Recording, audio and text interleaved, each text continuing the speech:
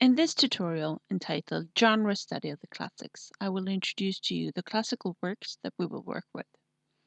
First of all, I will talk about how to define literature and what a literary genre is. I will also talk about literary time periods, the 19th century classic, and introduce to you the two authors, Jane Austen and Lewis Carroll.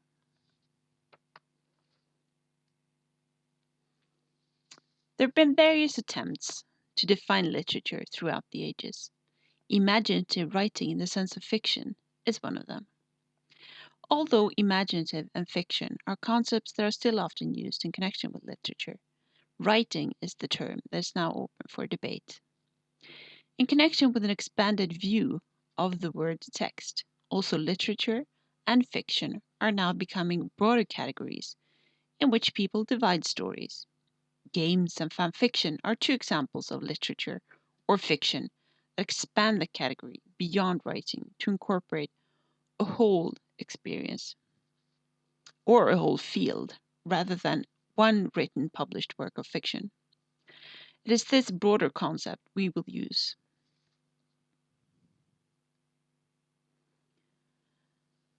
What is a genre? In order to make sense of the world, people divide it into different categories, and so is the case with literature. Within the literary world, texts are divided into fact and fiction, and then fiction is subdivided into different genres. We are working with two basic genres, the 19th century classic and popular literature. Popular literature is also further divided into other categories. Literary time periods.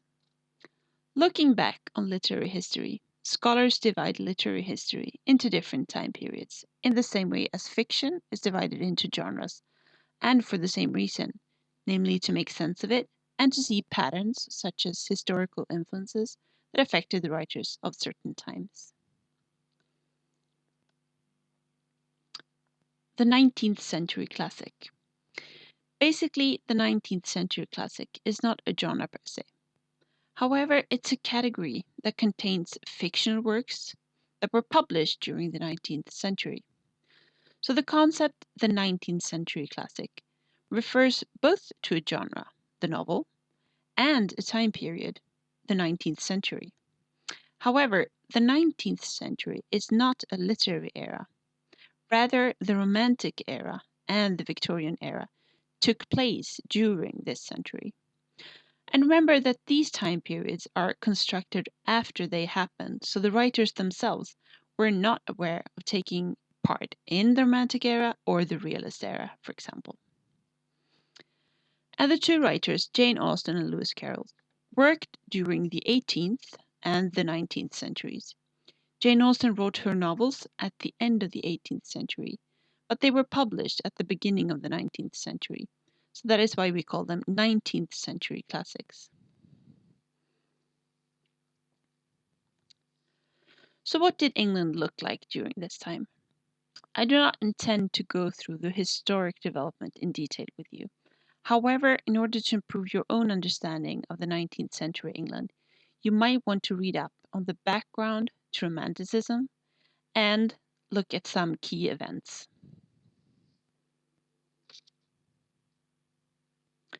I will now talk about Romanticism and Victorianism.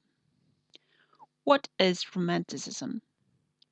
The 19th century was a time of industrial revolution and Romanticism.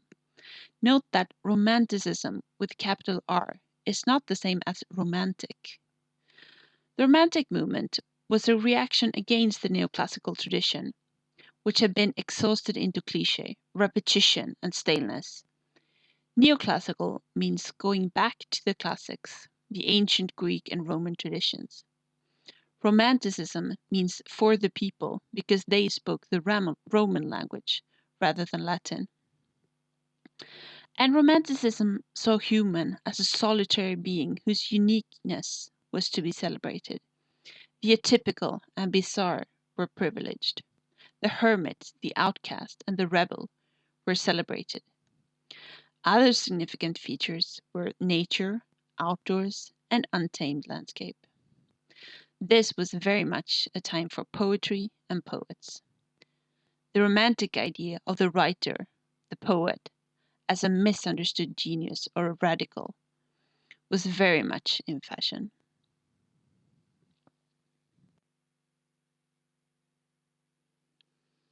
Jane Austen, 1775 to 1817. Jane Austen is today considered one of the greatest of English novelists. She is also considered the only important author who seems to be untouched by the political, intellectual, and artistic revolutions of her age. Austen deliberately chose to work within the limits of her own experience. Austen's other novels all deal with the subject of getting married. This was in fact a central preoccupation and problem for the young lady of that age, and it is a theme that emphasizes power structures. Austen, however, chose the subject because it provided her with the best realistic opportunities for testing her heroine's practical sense and moral integrity, their degree of knowledge of the world and of themselves, and their capacity to demonstrate grace under social and financial pressure. So Austen has been criticized for not portraying her contemporary society in a realistic way. There's not very much about the ongoing colonization, wars, or industrialism in her fictional works. Instead, she often writes about a secluded group of people, often only 5 to 6 families. Love and marriage are the main themes of her novels. These themes illuminate issues of moral decisions, social rank, and material prospects, as they at the same time question these issues together with women's role in society and criticize hierarchical structures. The general reader of the time was upper and upper middle class women and men who had the time to read. And although Austen's novels have been criticized for not describing the larger context, they deal with issues that were highly relevant at the time, such as the sense of rationality and pragmatism that dominated contemporary thought, which can, for example, be seen in the two sisters, Eleanor and Marianne, in Sense and Sensibility. Her novels can be read as microcosmic portraits, where you have the struggles of the larger world, but fix them in a small and familiar unit. Pride and Prejudice was written in 1796-97 as First Impressions. After several rewritings, it was published as Pride and Prejudice in 1813.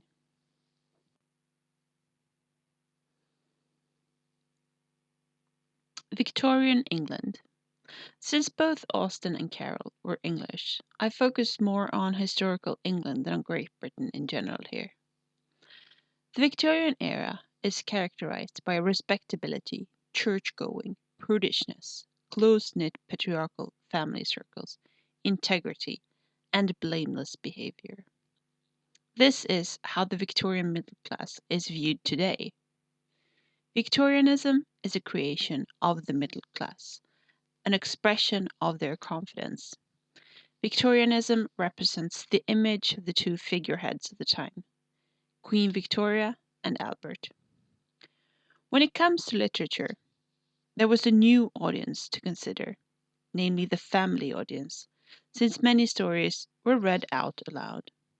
One effect of this was that sensitive subjects, such as sexual immorality, sexual deviance, and prostitution, were avoided or altered. At the same time, there was a rapid transformation from rural to urban civilization, and railways made traveling and movements easier.